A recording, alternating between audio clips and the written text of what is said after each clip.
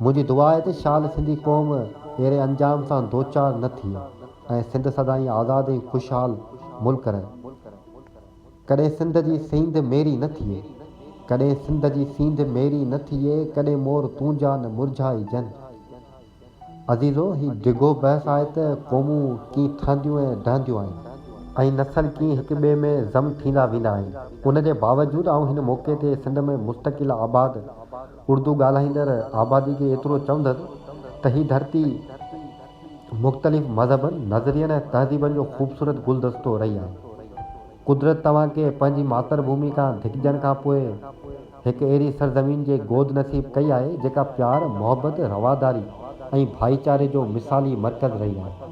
उन करे तव्हांखे तारीख़ जे उन सुनहरे मौक़े जो फ़ाइदो वठी हिते जे असलूकनि रहाकुनि सां खीर खंड थी हिते जो हिसो थी वञणु घुरिजे।